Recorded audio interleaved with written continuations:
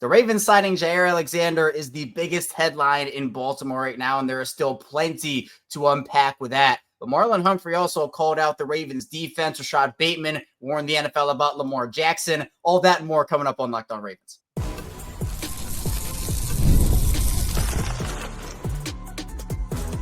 You are Locked On Ravens, your daily Baltimore Ravens podcast. Part of the Locked On Podcast Network, your team every day.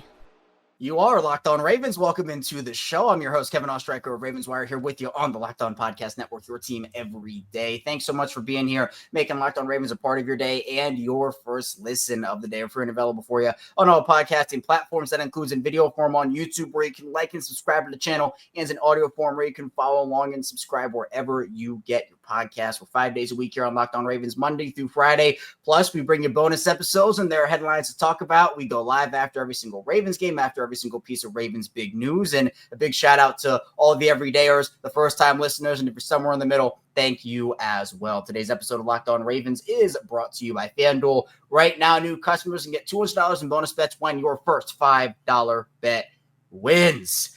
Here with me today, it is the Jaire Alexander King himself. It is Sam Njoku of the Ravens Talk podcast. And Sam, this is something that we have talked about for a long time, you and I, long before we even knew each other. I was talking about Jaire on this show for years and years as my dream acquisition, and now we both get to celebrate. Is Jaire, crazily enough, signs a 1-year, $4 million deal up to $6 million.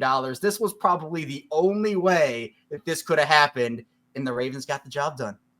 I'm still speechless. It's been well over 48 hours. I am still shocked that they were able to get it done for the price that they done it. I mean, 1 year, $4 million, up to $6 million incentives. But yeah, that price is just unbelievable. It just shows, one, how much Jaire wanted to be a Raven, and two, how well Eric DeCosta is at working that cap space to make sure that he gets the best player as possible. So yeah, I know a lot of Ravens fans weren't really expecting it, got a lot of pushback from Ravens fans when we talked about it a couple of weeks ago, but Jaire's a Raven, and no one's happier than Lamar Jackson.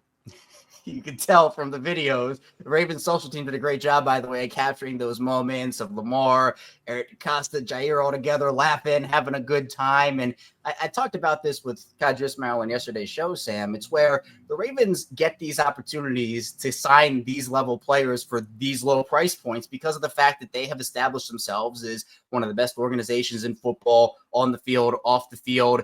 If you're Jaire, sure, you could have been offered more money to go to a Carolina, like Adam Schefter said, but does the situation just not work out? Is it bad culture over there? Is it poor play on the field that impacts your play? You bring Jaire in, who is still a top 10 corner, in my opinion, when healthy, and you get an opportunity to play alongside guys like Marlon Humphrey, Nate Wiggins, Malaki Starks, Kyle Hamilton. That is 5 first-round picks in your secondary.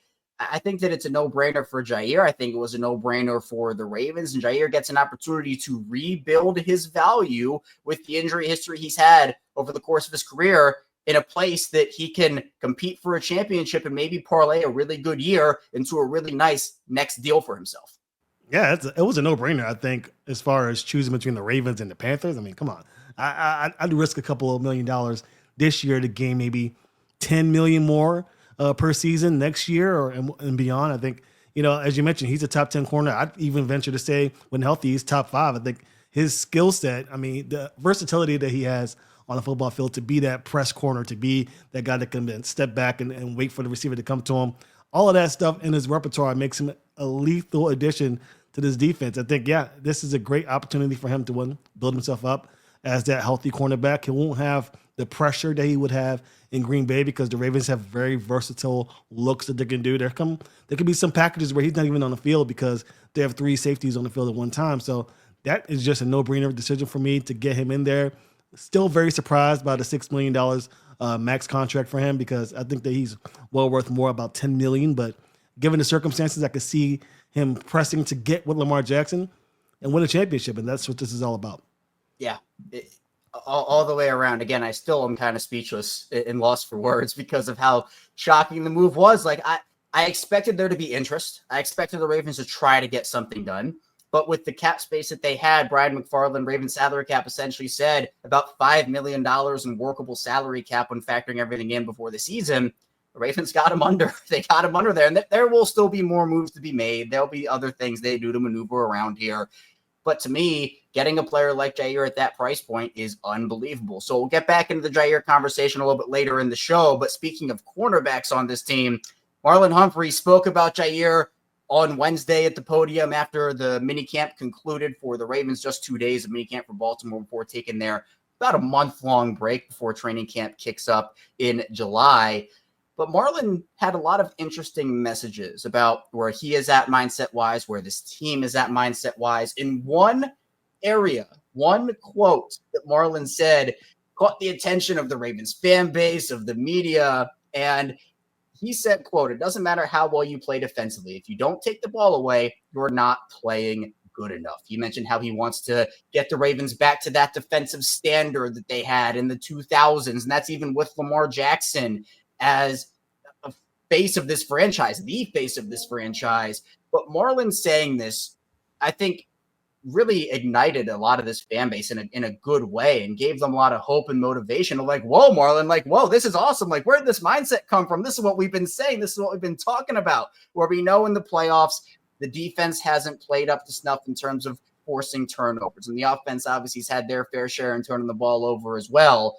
But the Ravens, their turnovers it's come and gone in terms of how well they've been at that, how good they've been at that over the last handful of seasons. Marlon essentially saying to this defense, hey, we can play well, but we're actually not playing that well if we can't give the ball back to our offense. And I think that's a mindset that every Ravens fan wanted to hear.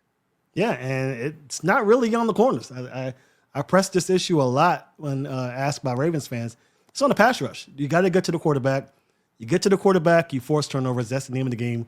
That's the way it's always been. Of course, back in their early days, the Marlon Humphrey punch Humphrey, just knocking the ball off fumble-wise is one way, but really causing interceptions, forced fumbles from the quarterback, all of that happens by rushing the passer. So the Ravens have to do a better job of getting to the passer.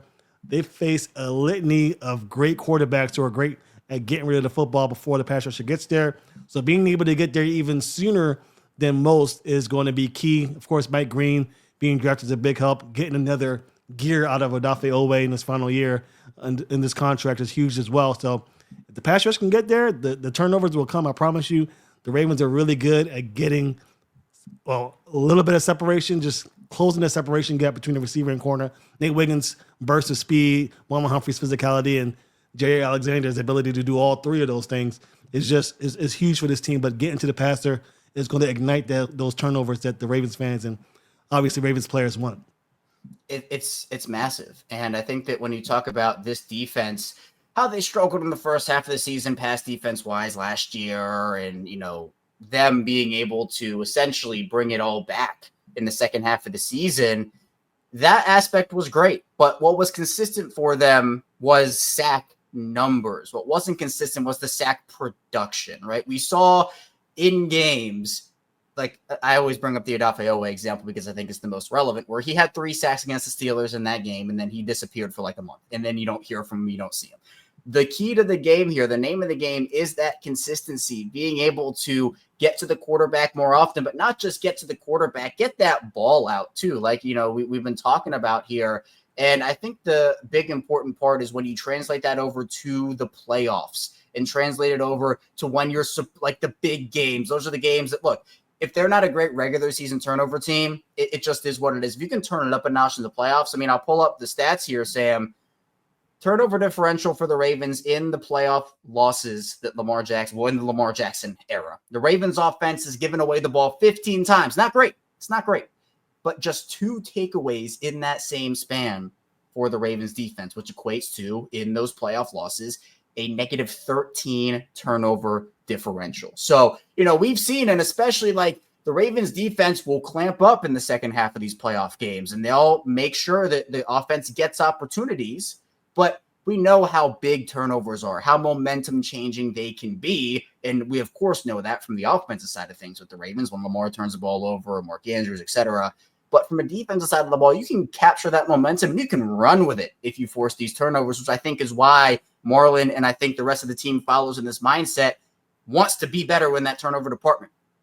Yeah, I think it's huge. It's going to be the difference between them making the playoffs and winning the championship. That's going to be the thing we're going to look at the most. Turning the ball over and forcing turnovers. It's pretty simple when you think about it, but it's really hard to do, especially for a defense that doesn't see the field a lot, considering that they have an offense in Lamar Jackson, the company that runs the football, controls the time of possession. So they don't get many opportunities, but when they have those opportunities, they need to capitalize. They need to rush the passer. We talked about it on the last show. The Ravens' pass win rate for their two top pass rushers have not been great, middle of the pack. They need to get a guy, and maybe Mike Green, maybe Odafe always steps it up a notch. Maybe they have Kyle Hamilton in the line of scrimmage more this season, getting to the passer night in, night out, day in and day out, over and over again, making sure that these cornerbacks aren't running for 5 or 6 extra seconds with these receivers. It's hard to win as a corner when you're running with them for that period of time. Get to the passer quickly, force him to make a mistake, and get the ball back to your offense.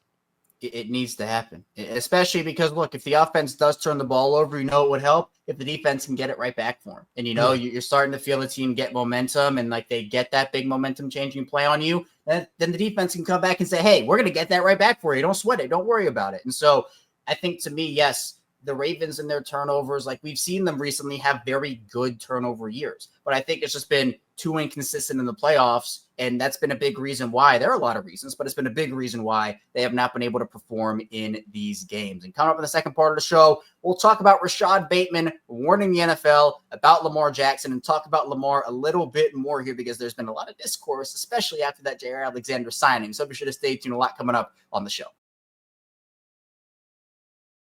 First, the show is brought to you by FanDuel. The NBA playoffs are in full swing, and every night delivers highlight-worthy performances, major momentum shifts, and can't-miss moments. Whether it's a game-winning shot or a breakout player, there's never been a better time to get in on the action, and that is true because Game 7 of the Finals is on Sunday. The Pacers take Game 6, and right now on FanDuel, the Thunder are 8.5-point home favorites. I'm going to take the Pacers. I've been riding the Pacers train ever since the Nuggets got eliminated, and I'm going to stick with them here. And if I'm building the same game parlay, I'm going all Pacers. I'm going Tyrese Halliburton over despite his injury. Pascal Siakam's been great. I'll take his over. And then Obi Toppin, clutch playoff performer in most of these games, I would say. I'm going to take Obi Toppin over as well on FanDuel, and it's exciting because the $200 bonus bets, that adds to the excitement if your first $5 bet hits. So if you're new to FanDuel, it's the perfect time to sign up. Head to FanDuel.com and place your first $5 bet. If it wins, you get $200 in bonus bets. Make everyone more FanDuel, official sports betting partner of the NBA.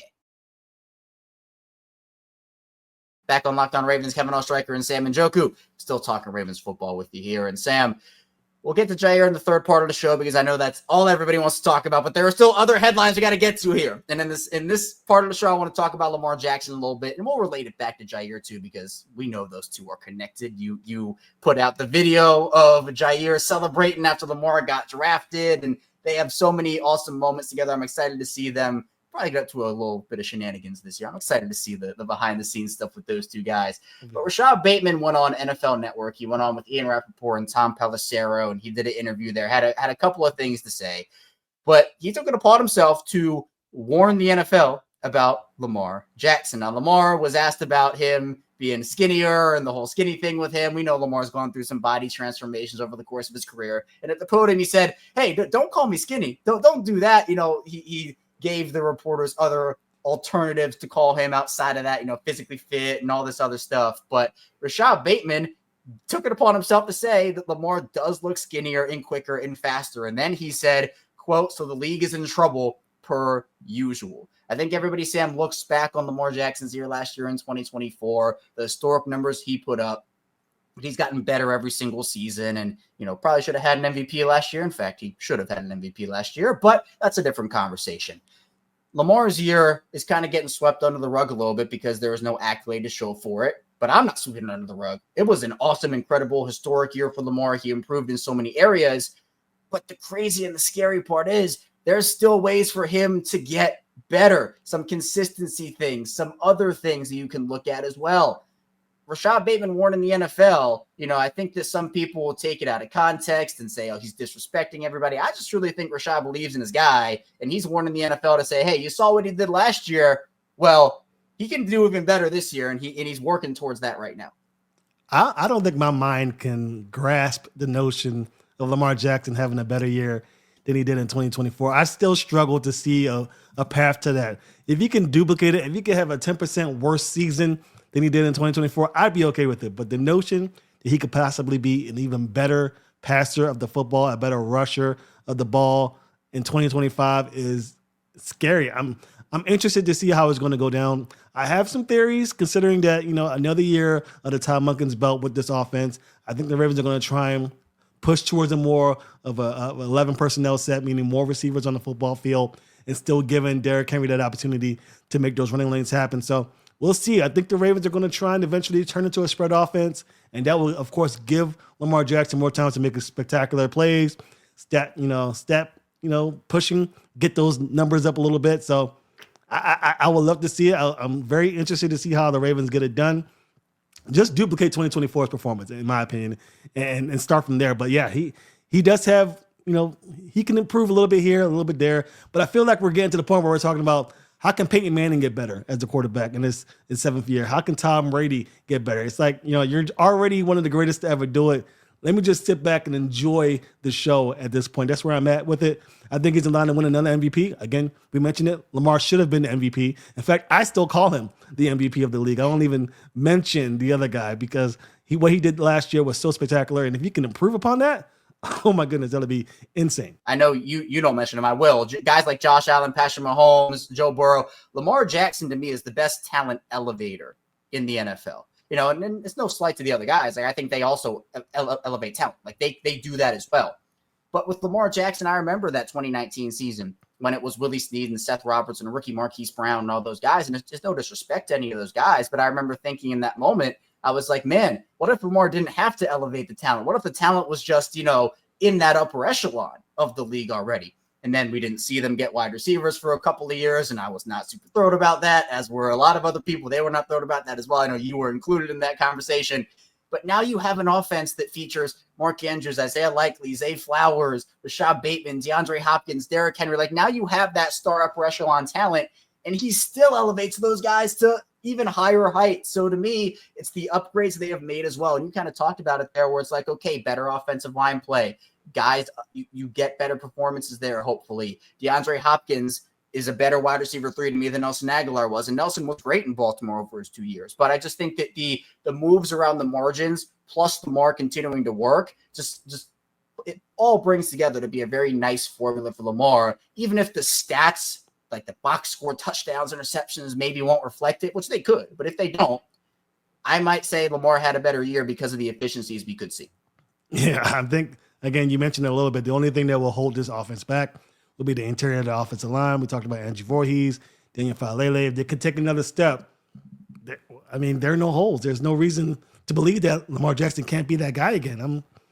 I'm looking forward to it. I think that the offense could be astronomically. We could be talking about one of the greatest offenses to ever play football. I think we forget Derrick Henry. This is his first year, Derrick Henry, with this offense. Another year under his belt. Now Todd Monken knows what Derrick Henry likes, what he doesn't like. Now we have a situation where we're wondering, how do we get Mark Andrews and DeAndre Hopkins on the field at the same time, just from a schematic standpoint? We're having a lot of great problems if you're an offensive coordinator for this team, how to get these guys on the field at the same time, how to take advantage of their skill set. So I think it could be another great year for Lamar Jackson. How great is up to him, but I don't be surprised if Lamar Jackson has another great year. I just can't wrap my head around the fact that he could have possibly a better year than, in my opinion, the greatest year I've ever seen from a quarterback in Lamar Jackson in 2024.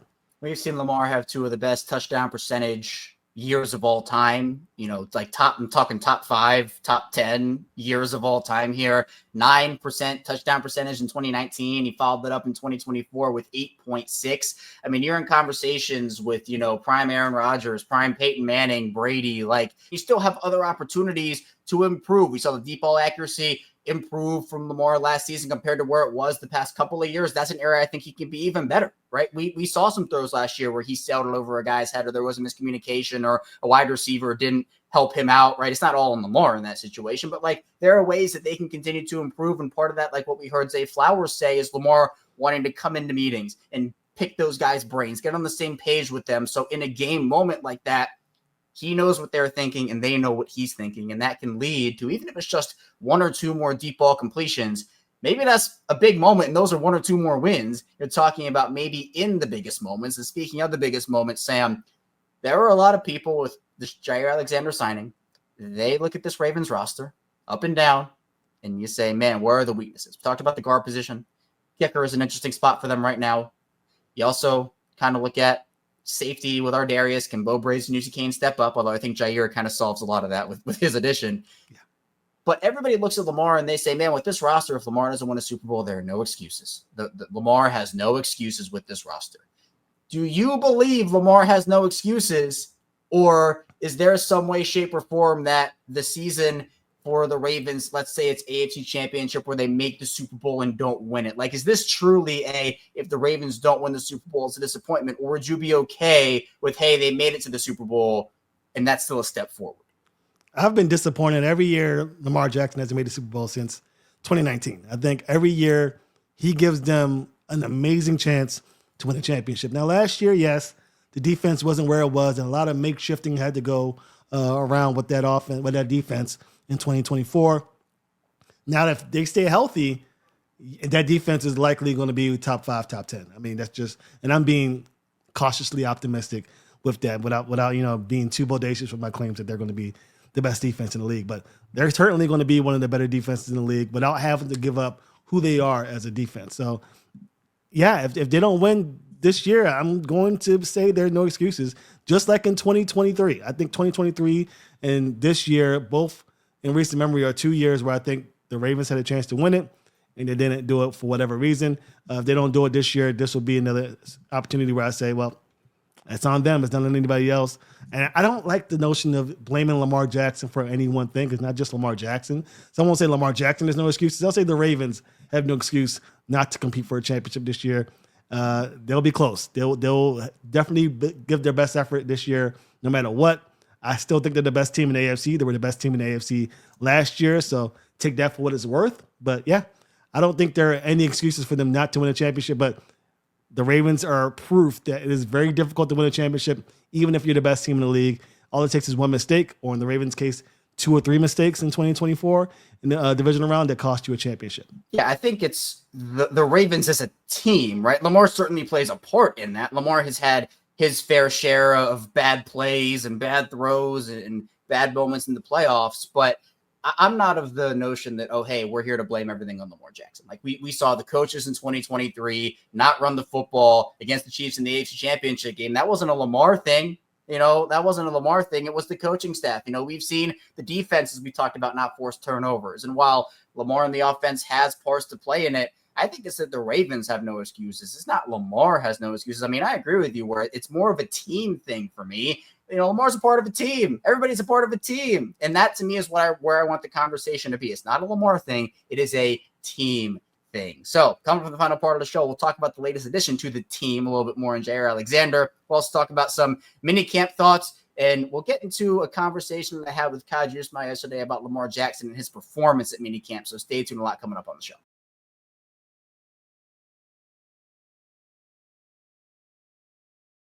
Back on Locked On Ravens, Kevin Oestreicher and Sam Njoku still here with you talking Ravens football. Appreciate everybody for being here. I'm sure people are still super pumped about the Jaire Alexander signing, and I know that, Sam, because we are still super pumped about the Jaire Alexander signing. And I just want to throw some graphics up in the video side of things, and on the other side, I'm going to explain these, obviously. You look at the Ravens secondary right now. Kyle Hamilton, Marlon Humphrey, Nate Wiggins, Jaire Alexander, Malaki Stark, Chidobe Awuzie, TJ Tampa, Bo Braves, Kane, Jalen Armour Davis. Man, that's a lot of names, but a lot of really quality, good names. I mean, I mentioned 5 first-round picks for the Ravens in their secondary right now, at least starting-wise, and you also have that depth, which I think is really, really important for you, to where Jaire is not coming in to be the face of this cornerback room, the face of this secondary or the defense. You're not putting that pressure on him. It's like a lot of the guys they signed this offseason. Awuzie, DeAndre Hopkins. These are vets that can play specific roles for you, and it still feels so wrong for me calling Jaire a depth piece because he's such a good cornerback. But, I think it's a perfect fit schematically, and I think Zach Orr is going to have a lot of fun this year with Jaire and this defense. I spent the last 2 days just contemplating all of the different looks that Zach Orr can do with this defense. You're absolutely right. Jaire absolutely frees up Marlon Humphrey. it potentially keeps Kyle Hamilton in the back without having to sacrifice the teeth of your defense, without having to sacrifice the pass rush capability of blitzing the safety or corner. So it's such a huge thing to have Jaire on the field. I'm just trying to wrap my head around what are the Ravens going to do if they decide to bring in a Justin Simmons and truly have three safeties that you could play at the same time. Maybe push Jaire Alexander to the sideline for a play, or maybe just, in goal line situations have, just bigger options. There's so many things you could do with this defense now that you have Jaire, and it's just, I think that the Ravens are going to have fun. I think it's going to be, I just get the Rex Ryan, madness, chaos type of secondary that we had back in the day. It's going to be an interesting dynamic for these guys, and I'm also trying to think about what the opposing offenses are going to do with this secondary. Who are you going to target? I know before the game time, you're having these conversations in the meeting rooms. Do not target number 2. Do not target number 44. Stay away from number 14.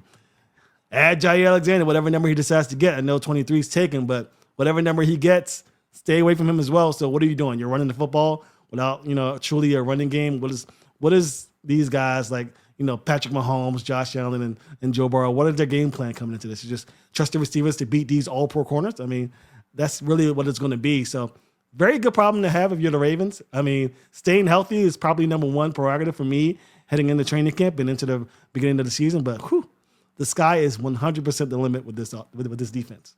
We're on fashion watch for Jaire. Is Trenton Simpson going to come up off that 23, or is he going to get? I see a lot of people talking about the number 3.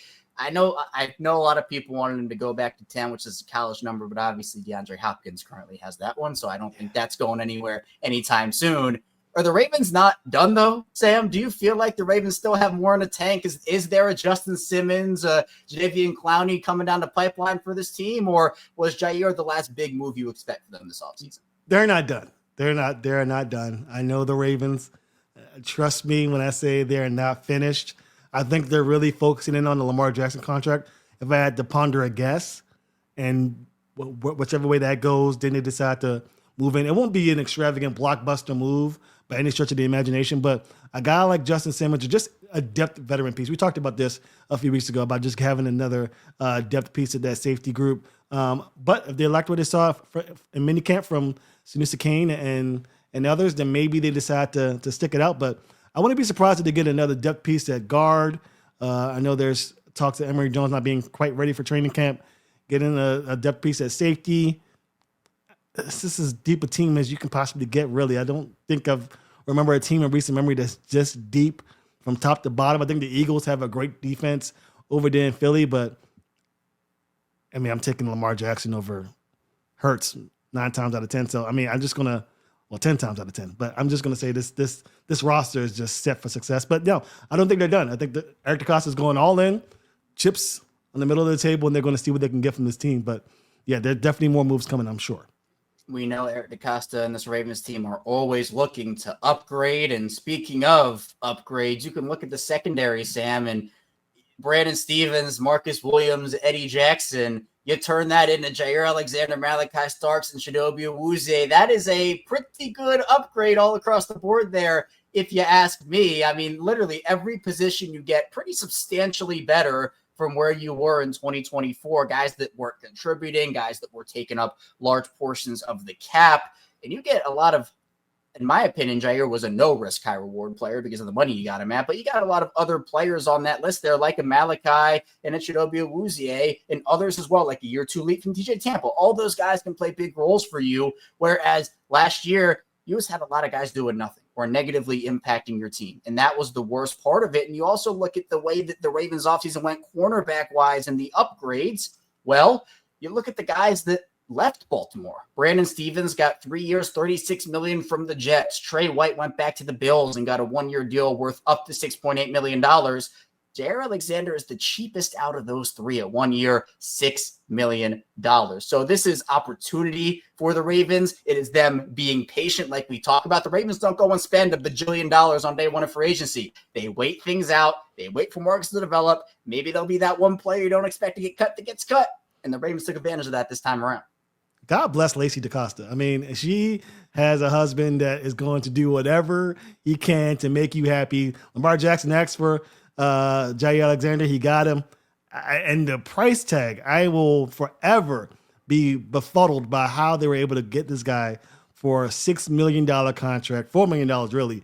But obviously, I think we'll get the $6 million.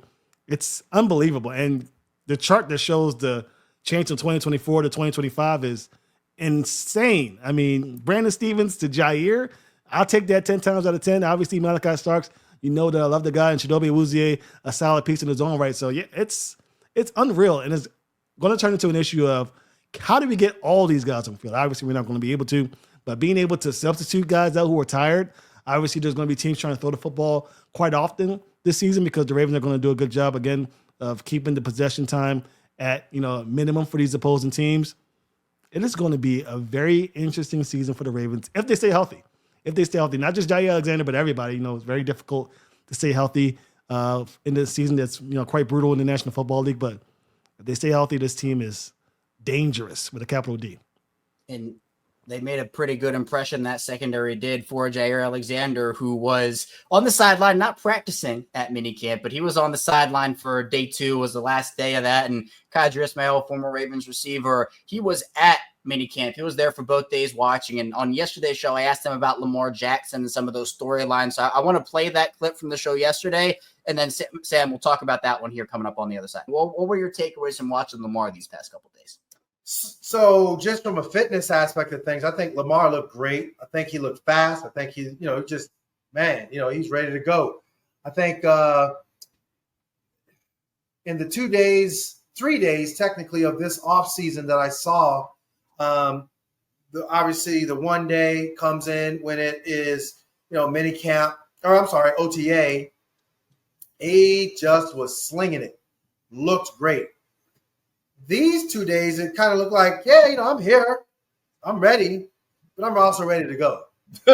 So there were some throws, that I think he would have probably said he would love to have had back. But, he was engaged. He was there. It was like, all right, bet. Some of his passes were batted down.